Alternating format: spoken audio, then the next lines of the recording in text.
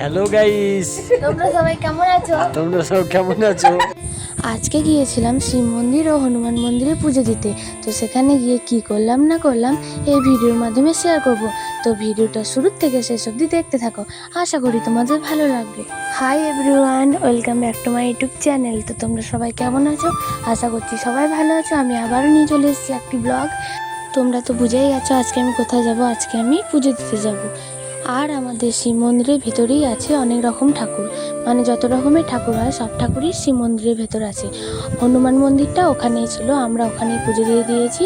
ওই জন্য আমাদেরকে আর কোথাও যাওয়া লাগে না, ওখানেই সব ঠাকুরেরই পুজো দেওয়া হয়ে যায়। আমি সকাল সকাল চান করে নিয়েছি, তারপর আমি ওইদিকে মুড়ির জন্য ঘুগনিটা বানাচ্ছিলাম আর মা এদিকে পুজোর জোগাড়টা করে নিচ্ছিল।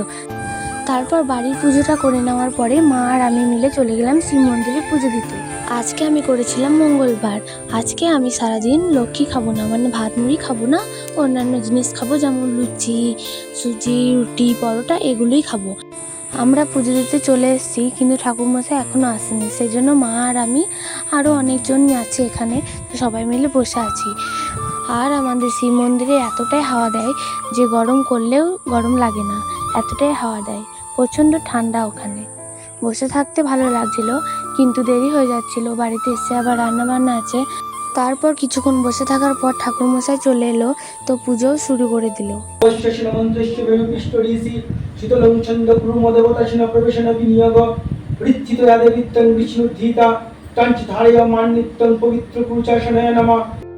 এখানে পুজো দেওয়া কমপ্লিট, এবার যাব হনুমান মন্দিরে পুজো দিতে।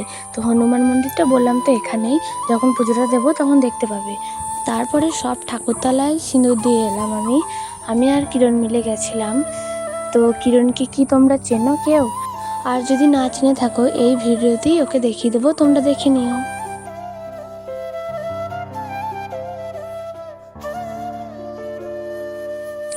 এখানে যে দাদুটা বসে আছে সেই দাদুটা আমাদের পাড়ারই। তোমাদেরকে একটা কথাই বলা হয়নি, শিব মন্দিরে রান্না করা হয় প্রত্যেক দিন। যারা হয়তো বেশ অনেকটাই বুড়ো মানুষ, রান্না করতে পারে না, এমনি নিজের ইচ্ছা হলেও খাওয়া যাবে ওখানে ভাত। ওটা যেহেতু মন্দিরে হচ্ছে, তো ওটাকে প্রসাদ বলাই উচিত। তো 40 টাকা করে নেবে আর প্রসাদ দেবে।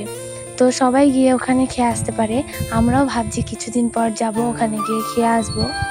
আর ঠাকুরের প্রসাদ তো ভালো হবেই, সে যেরকমভাবে রান্না করুক না কেন, আমার তো দারুণ লাগে খেতে। তারপর হনুমান মন্দিরে পুজোটা দিয়ে নিলাম, তারপর বাড়ি চলে এসেছি।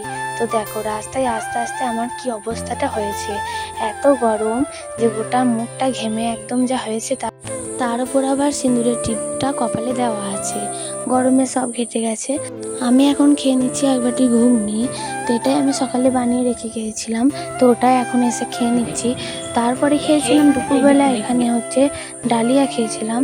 তো আমার সেরকম খুব একটা ভালো লাগেনি বলে আমি খেতেও পারিনি, সবটা রেখে দিয়েছিলাম। মা আবার পরে খেয়ে নিয়েছিল।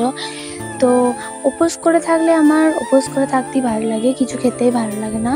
আর ভাত মুড়ি খেলে তখন মনে হয় এই টুকিটাকি জিনিসগুলো খায়, যেমন ডালিয়া, সাবু।